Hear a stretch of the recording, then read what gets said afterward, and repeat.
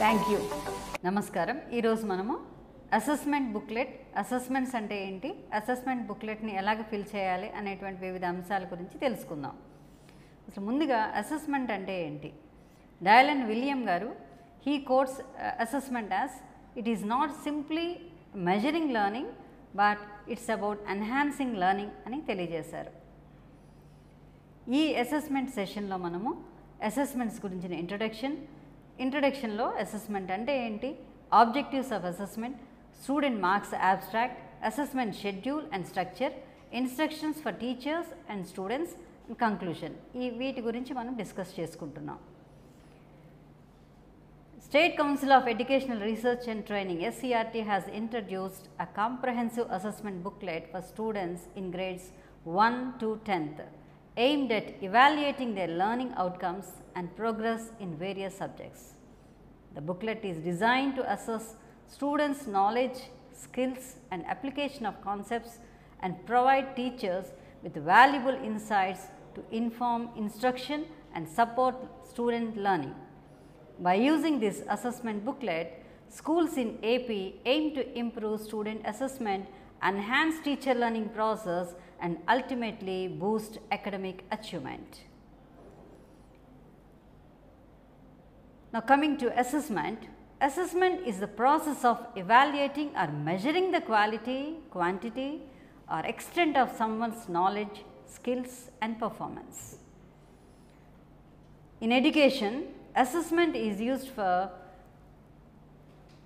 to measure student learning and understanding, evaluate student progress and achievement, identify areas for improvement, inform instruction and curriculum development, and also to make informed decisions about student progression. Now coming to types of assessments. Assessments can be of various forms as formative assessments, summative assessments, diagnostic assessments and authentic assessments. An effective assessment practice help educators understand student needs, adjust instruction and promote student growth. Objectives: evaluate student learning, improve teaching learning process, enhance assessment quality, promote student centric learning and monitor progress. In the assessment booklet, we see a page for student profile. Here, the name of the student, his roll number, class, section and name of the school are to be filled. Apart from that, there is a space for APAR ID or PEN ID. So, మనం ఇక్కడ APAR IDని fill చేయాలి. In case APAR ID లేని స్టూడెంట్స్కి మనం అక్కడ pen నంబర్ని మనం అక్కడ ఫిల్ చేయవలసి ఉంటుంది.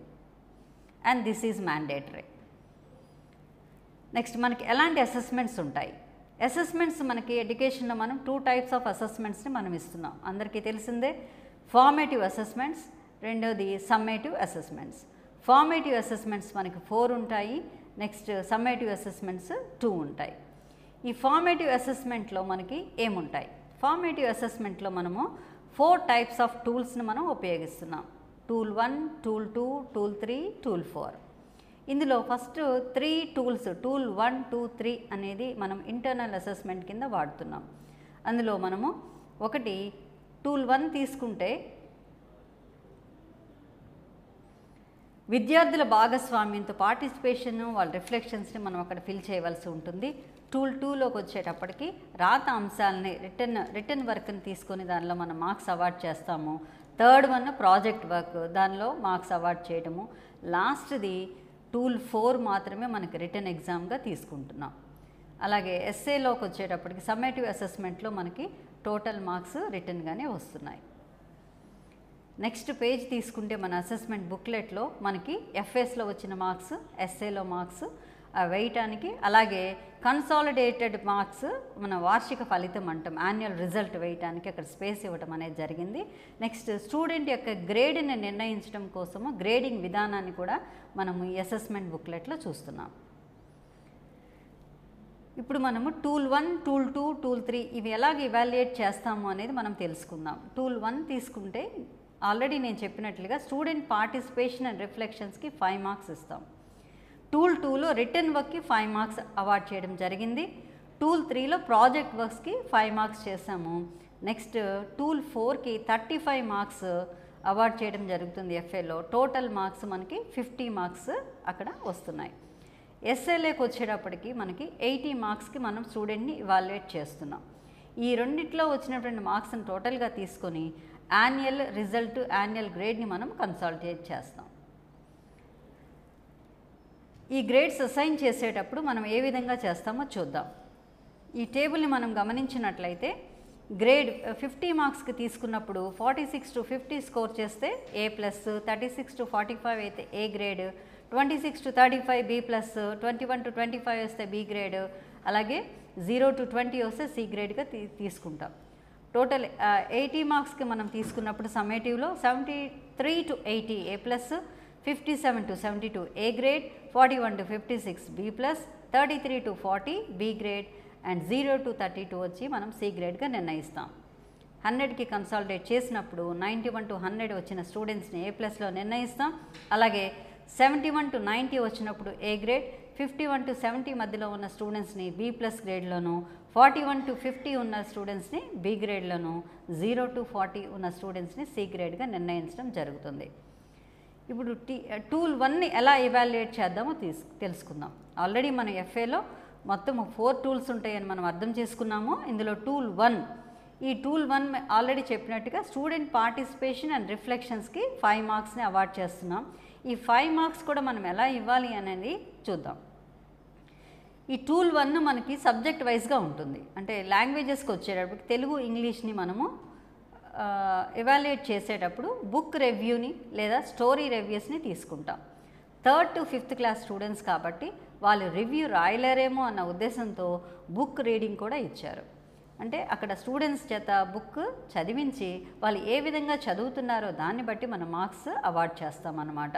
ఇక్కడ స్కోరింగ్ క్రైటీరియా తీసుకుంటే అక్కడ వాళ్ళు బుక్ని ఫ్లూయెంట్గా చదివినట్లయితే వాళ్ళకి అక్కడ 5 మార్క్స్ ఇవ్వడం అనేది జరుగుతుంది.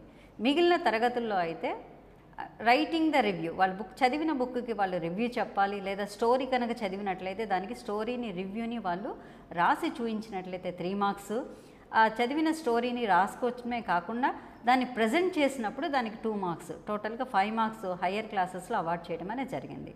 3rd to 5th క్లాస్కి మాత్రము ఫ్లూయెంట్ రీడింగ్కి 5 మార్క్స్ అవార్డ్ చేశాం. నెక్స్ట్ మ్యాథమెటిక్స్లో developing new math questions and also finding solution to that question అనేది మనం తీసుకుంటున్నాం. అంటే ఇక్కడ విద్యార్థి ఒక నూతనంగా ఒక క్వశ్చన్ని తను డెవలప్ చేయవలసి ఉంటుంది. అలా చేసినట్లయితే 3 మార్క్స్ అవార్డ్ చేస్తాం. ఆ ప్రశ్నకి అతను సమాధానాన్ని కనుక ఫైండ్ అవుట్ చేయగలిగితే నెక్స్ట్ 2 మార్క్స్ని అవార్డ్ చేస్తాం. ఈ విధంగా స్ప్లిట్ చేసుకొని 5 మార్క్స్ అక్కడ అవార్డ్ చేయడం జరుగుతుంది. అదే ఈవీఎస్కి వచ్చేటప్పటికి ల్యాబ్ యాక్టివిటీని తీసుకుంటాం. ఏదైనా సరే ఒక యాక్టివిటీని ఇచ్చి ఆ యాక్టివిటీని కండక్ట్ చేయించాలి విద్యార్థులతోటి. ఆ విధంగా కండక్ట్ చేసినప్పుడు వాళ్ళకి 3 మార్క్స్ని అలాట్ చేస్తాము. చేసినటువంటి యాక్టివిటీని రిపోర్ట్ కనుక రాయగలిగితే దానికి నెక్స్ట్ 2 మార్క్స్ని అవార్డ్ చేయడం జరుగుతుంది. నెక్స్ట్ సోషల్ స్టడీస్కి వచ్చేటప్పటికి కాంటెంపరీ టాస్క్స్ అనేది తీసుకుంటాం. ఈ కాంటెంపరీ టాస్క్స్ మనం ఇచ్చినప్పుడు దాన్ని వాళ్ళు చదువుకొని ఒక రిపోర్ట్ కనుక తయారు చేయగలిగితే ఆ రిపోర్ట్ రైటింగ్కి 3 మార్క్స్, తర్వాత దాన్ని ప్రజెంట్ చేసినప్పుడు 2 మార్క్స్ని అలాట్ చేస్తాం. ఇప్పుడు మనము అసెస్మెంట్ బుక్లెట్లో ఈ టూల్ 1కి సంబంధించినటువంటి స్పేస్లో విద్యార్థి ఏ విధంగా చేశారో అనేది మనం అక్కడ 2-3 లైన్లో అక్కడ మెన్షన్ చేసి అక్కడ మనం వివరంగా అక్కడ మార్క్స్ వేయడం జరుగుతుంది. ఫర్ ఎగ్జాంపుల్ ఈ సోషల్ స్టడీస్లో కాంటెంపరీ టాస్క్ అనేది మీరు ఏమి ఇచ్చారో అక్కడ మీరు మెన్షన్ చేయాలి. విద్యార్థి రిపోర్ట్ రైటింగ్లో బాగా రాశాడనో, 2-3 లైన్లు రాశాడనో, అలా ఏదో ఒక కామెంట్ రాసి అందుకు గాను నేను ఇన్ని మార్కులను అవార్డ్ చేస్తున్నాను అన్న విషయం మీరు అక్కడ రాయాలి. తర్వాత ప్రజెంటేషన్ కూడా బాగా చేశాడు లేదా చేయలేకపోయాడు అనే దాన్ని బట్టి రాసి తగు విధంగా మీరు ఆ మార్కులను ఇవ్వడం జరిగిందనేది ఆ కామెంట్తో సహితంగా మీరు అక్కడ ఆ రెస్పాన్స్ని పెట్టడం చేయాలి. నెక్స్ట్ టూల్ 2 వచ్చేటప్పటికి మనం ఆల్రెడీ చెప్పుకున్నాం రిటర్న్ వర్క్స్కి అనమాట. ఇది it assesses return work for 5 marks. అంటే అక్కడ మనం స్టూడెంట్ ఎంత కరెక్ట్గా రాశాడు, నీట్గా రాశాడు, ఎంత ఎఫర్ట్స్ పెట్టాడు అనే దాన్ని మనం ఇక్కడ అసెస్ చేస్తాం ఇన్ రైటింగ్ ఓన్లీ. నెక్స్ట్ మనం ఏదైనా వర్క్ ఇచ్చినప్పుడు ఆ స్టూడెంట్ అది టైమ్లీ కంప్లీషన్ చేసినట్లయితే ఆ రిటర్న్ వర్క్ని 3 మార్క్స్ అవార్డ్ చేస్తాము. తర్వాత ఆ హ్యాండ్ రైటింగ్ నీట్గా ఉన్నప్పుడు అదనంగా 2 మార్క్స్ని అలాట్ చేస్తాం. ఈ విధంగా మీరు ఆ స్పేస్లో మీరు టైంకి కంప్లీట్ చేశాడు, అలాగే నీట్గా రాశాడు కనుక నేను ఈ 5 మార్క్స్ని అవార్డ్ చేశాను, లేదా టైమ్లీ కంప్లీట్ చేయలేకపోయాడు కాబట్టి నేను 2 మార్క్స్ని అవార్డ్ చేస్తున్నాను అన్న విషయాన్ని క్లియర్గా మెన్షన్ చేయవలసి ఉంటుంది టీచర్. నెక్స్ట్ వన్ టూల్ 3, ఇది ప్రాజెక్ట్ వర్క్, అందరికీ తెలిసిందే ఇది. It includes creative project works, అంతేకాని కట్ అండ్ పేస్ట్ మాత్రం కాదు. ఈ ప్రాజెక్ట్ వర్క్స్ కూడా మనము FA 1, 2, 3, 4కి డిఫరెంట్గా ఇవ్వాల్సి ఉంటుంది. ఇది టీచర్స్ అందరు కూడా గమనించాలి. FA 1లో మనము క్లాస్ రూమ్ బేస్డ్ ప్రాజెక్ట్ని ఇవ్వాలి. FA 2కి వచ్చేటప్పటికి ఇన్ఫర్మేషన్ కలెక్షన్ బేస్డ్ ప్రాజెక్ట్ని ఇవ్వాలి. FA 3 మళ్ళీ మనం క్లాస్ రూమ్ బేస్డ్ ప్రాజెక్ట్ ఇస్తాం. FA 4 మాత్రము ఏదైనా సరే ఒక మోడల్ని తయారు చేయించాలి, మోడల్ మేకింగ్ అనమాట. ఈ విధంగా వేరువేరుగా ప్రాజెక్ట్స్ని ఇవ్వాల్సి ఉంటుంది. ఈ స్కోరింగ్ చేసేటప్పుడు FA 1, FA 3, FA 1 to FA 3, FA 1, FA 2, FA 3 ఈ మూడింటికి మనము రిపోర్ట్ రైటింగ్కి 3 మార్క్స్ ఇస్తాము, ప్రజెంటేషన్ చేసినందుకు 2 మార్క్స్ ఇస్తాం. అంటే వాళ్ళు చేసిన ప్రాజెక్ట్ని రాసుకొని రావాలి, దాన్ని వాళ్ళు ప్రజెంట్ చేయాలి. FA 4లో మోడల్ మేకింగ్ కాబట్టి అక్కడ వాళ్ళకి మోడల్ తయారు చేసినందుకు 3 మార్కులు, దాని ప్రజెంటేషన్కి 2 మార్క్స్ అవార్డ్ చేయడం జరుగుతుంది. నెక్స్ట్ కమ్స్ టూల్ 4, ఇది అందరికీ తెలిసిందే, మనం ఎప్పుడు కూడా రిటన్ ఎగ్జామినేషన్ని చేయించేది. ఈ రిటన్ ఎగ్జామినేషన్ ఆల్రెడీ మీకు చెప్పినట్లుగా 35 మార్క్స్కి ఇవ్వటం జరుగుతుంది. ఈ టేబుల్లో మీరు గమనించవచ్చు నంబర్ ఆఫ్ క్వశ్చన్స్ అలాగే మార్క్స్ అవార్డెడ్ అనేది ఈ టేబుల్లో మనకి క్లియర్గా ఇచ్చాము.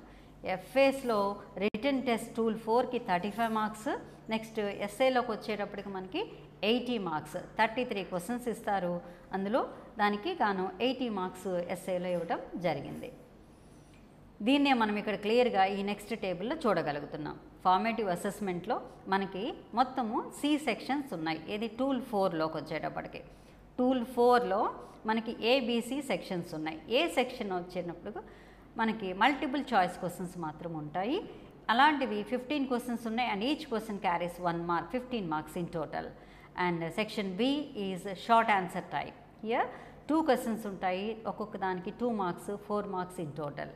నెక్స్ట్ C సెక్షన్లో కొద్దిగా లాంగ్ ఆన్సర్స్ అనేది ఇవ్వడం జరిగింది. వాటికి 4 క్వశ్చన్స్ ఇచ్చారు, 4 marks each one, 16 marks in total. టోటల్గా FAస్లో మనకి టూల్ 4లో 35 మార్క్స్. నెక్స్ట్ సమ్మేటివ్ అసెస్మెంట్కి వద్దాం. సమ్మేటివ్ అసెస్మెంట్లో కూడా మనకి ఇలాగే సెక్షన్స్ ఉన్నాయి, కాకపోతే D సెక్షన్ అనేది అదనం. అంటే సెక్షన్ ABCD 4 సెక్షన్స్ ఉన్నాయి. సెక్షన్ A అనేది MCQs. ఇక్కడ నంబర్ ఆఫ్ క్వశ్చన్స్ పెరిగాయి. ఫార్మేటివ్ అసెస్మెంట్లో 15 ఇచ్చినటువంటి క్వశ్చన్స్ ఇక్కడ మనకి 20 MCQs ఇచ్చారు, 20 marks. Very short answer questions ఇచ్చారు 4, వాటికి 8 మార్కులు. షార్ట్ ఆన్సర్ క్వశ్చన్స్ 5 ఇవ్వడం జరిగిందండి, వాటికి 20 marks. 5 into 4 20 marks. Long answers మనకి 4 ఇచ్చారు, each question carries 8 marks, totally 32. ఓకేనండి, ఈ విధంగా 80 marks out of 33 questions carrying 80 marks summative assessment.